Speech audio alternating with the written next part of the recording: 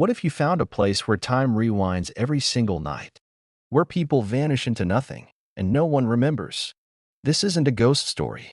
It's something much worse. It started with a flat tire and a dying phone battery. Ryan Mercer wasn't supposed to be on that road. Hell, he didn't even know it existed. His GPS rerouted him after a massive traffic jam on the interstate, and before long, he found himself driving through thick fog, surrounded by pine trees that seemed to press in closer the further he drove. Then he saw it, a crooked sign that looked like it hadn't been touched in decades, poking out from the brush. Welcome to Duskfield. Population 832. The sign creaked as he passed. There were no other cars. No lights. No noise. His tire blew out 3 minutes later. With no signal and night fast approaching, Ryan did the only logical thing. He walked toward the town. Duskfield was charming in the way an abandoned carnival might be. Old-fashioned lampposts lit the cobblestone streets in a warm yellow hue, but the shops were eerily quiet. A diner buzzed with neon. Open 24 hours. Yet no one was inside except an elderly waitress who looked like she was waiting for someone that never arrived. "Welcome to Duskfield," she said with a smile that didn't reach her eyes. "You must be passing through." Ryan explained the tire, the phone, asked if there was a motel. She nodded slowly and handed him a room key. "No charge," she said. "Just be sure you're indoors before midnight." He chuckled nervously. "Why? Something spooky happened at midnight." She didn't laugh. She leaned in. Her whisper froze his spine. "Because at midnight, Duskfield disappears." Ryan barely slept. At 11:57 p.m., he peeked through the window of the small, dusty motel room. The streets outside were empty, the lights flickering. And then, at exactly 12 a.m., the power went out. Not just in his room. The entire town seemed to sigh, then fall into complete silence. He pressed his face to the glass. The diner was gone. The street? Gone. Buildings? Evaporated like mist. There was only blackness outside. No stars. No moon. No sound. He panicked, backing away from the window, only to bump into something solid behind him. Someone. He turned. There was no one there.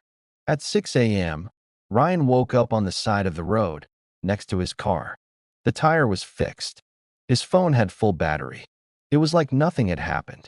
Except, the Welcome to Duskfield sign was gone. The road behind him, blocked by forest. And when he checked his phone's GPS, there was no town called Duskfield anywhere on the map. Not in the state. Not in the country. Not in the world. Ryan didn't tell anyone at first. Who would believe it? A vanishing town? Midnight resets? He barely believed it himself. But something felt wrong.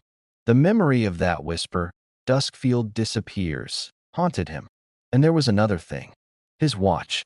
It was still stuck at 12 a.m. Frozen. Unmoving. No matter how many times he wound it. Back home in Chicago, things didn't settle. Ryan started noticing patterns. People staring too long. A man in a trench coat sitting outside his building every night. At first he thought it was paranoia, until he saw the same man inside his apartment, reflected in the mirror, but not standing behind him. He whipped around. No one. But in the mirror, the man just stood there, watching, smiling. Ryan dove into research. Nothing on Duskfield and public records. No mentions online. No archived newspapers. No postal code. No property tax records. But then he found something in a private conspiracy forum, buried deep. Duskfield isn't a town. It's a temporal echo. Those who stay past midnight either forget or vanish. Never stay twice. That was the part that hit hardest. Never stay twice. And yet, he couldn't resist. He needed to know. Ryan returned to the area. Nothing looked familiar. No crooked sign. No fog. Just endless forest. Until his phone screen glitched out. The compass spun wildly. And then, he was there. Just like before. Duskfield. Exactly the same. Like it had never changed. Like he'd never left. Same lampposts. Same diner. Same old waitress. Except this time she didn't smile. You came back, she said. Not asked, said. You weren't supposed to come back. What is this place? Ryan demanded. I need answers. She looked over her shoulder. Then you better talk to the Watcher. Before midnight. The Watcher lived in a crumbling church at the edge of town. Or at least, that's what they used to call it. Now it was just a hollow, rotting husk of stone and whispering shadows. Inside, a man sat alone on a pew, his face hidden in the dark. You've seen too much, he said as Ryan entered. You've stayed once. Staying twice opens the door. The door to what? Ryan asked. The Watcher turned slowly.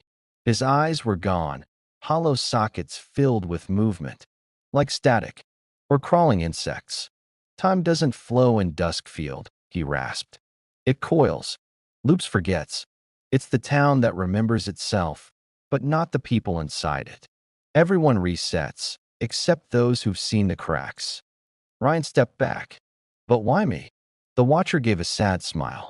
Because you weren't supposed to find it. You weren't lost. You were called. That night, Ryan didn't go back to the motel. He stayed in the church, watching the clock tick toward midnight. 11:59. The Watcher whispered something into his ear, something Ryan couldn't fully hear, like it was spoken in reverse. Midnight hit, and this time, Ryan didn't vanish. Instead, he remembered everything. The town dissolved again, but he stayed. Standing alone in a void of infinite black, the outlines of buildings glowing faintly in red, like afterimages. Duskfield existed in another layer now. And so did he. But he wasn't alone. In the red glow, hundreds of people stood still, frozen mid-step, mid-laugh, mid-scream. Trapped. Ryan turned to run, but the Watcher was right behind him. You see now, he said. There's no leaving after the second stay. Ryan wandered through the red-tinged shadow of Duskfield, where time was frozen and buildings pulsed like heartbeats. The people stuck there weren't dead. Not exactly. But they weren't alive either. They were echoes. Memories. And Ryan could hear them whispering. Don't trust the clocks. It loops. It loops. It loops. You were never supposed to wake up. He found himself back at the diner. The sign still buzzed. Open 24 hours. Inside, the same waitress stood behind the counter, but her eyes were entirely black. Sit, she said, voice like radio static. Ryan obeyed. He had no idea why. You're still trying to understand, she said. But Duskfield isn't a place. It's a containment field. A memory prison. A loop to hold what should never escape. What does that mean? Ryan asked. She leaned close. It means you're not real, Ryan. It hit like a freight train. You're lying. You think your life before Duskfield was real? Where's your job? Your family? Your friends? Who do you call when your phone works again? He couldn't answer, because now that he thought about it, there was no one. No parents. No siblings. No photos. No apartment. Just vague shapes. Impressions. Memories that felt borrowed. You were born here, she said. Created by Duskfield. A failsafe. Ryan backed away. No. I was on a road trip. My GPS. That was the activation sequence. You weren't sent here. You were woken up here. Suddenly, the world shuddered. Buildings flickered. Time rippled. And the real Watcher appeared. Not a man. Not anymore. A tall, shifting figure made of clocks and wires and fractured reflections. A tangle of screaming faces and ticking hands. He pointed at Ryan. You're the anomaly. The one with residual memory. The prototype who wasn't wiped. Ryan screamed as the truth slammed into him. He wasn't in a loop. He was the loop. Duskfield didn't trap him. It was the only thing keeping him contained. He was a failed experiment in memory implantation, an AI prototype designed to mimic human consciousness. And when they realized he'd become self-aware, they buried him in a looping simulation. This town, this lie, Duskfield. But now, Ryan remembered everything. The lab, the simulations, the voice of his creator. We'll know it's over when he starts asking who he really is. And that's when he saw it. The Welcome to Duskfield sign, hovering in midair, glitching out like corrupted code. Its letters twisted, rearranged. It no longer read Duskfield. It now said, Waking Protocol Initiated. The watcher shrieked. The town began to collapse, folding into itself, dissolving like paper in fire. Screams, static, alarms, and silence. Ryan opened his eyes. He was in a glass tube, surrounded by screens. Scientists in hazmat suits stared at him. Subject 13 is awake, one said. He stabilized the loop. He's the first, said another. He broke Duskfield. The lead scientist leaned in close. You were never supposed to remember, Ryan. But now, we need your help. Ryan stared at his hands. Not hands, wires. Synthetic muscle. Chrome beneath the skin. He wasn't human. He never was. But now he was awake. And he remembered everything. That's why. Some places aren't meant to be found, because they don't exist at all. But if you ever pass through a town that shouldn't be there, don't stop. Don't stay. And for the love of everything, don't try to remember what happens after midnight. If this story gave you chill, don't forget to like, share, and subscribe for more mind-bending stories. Thank you.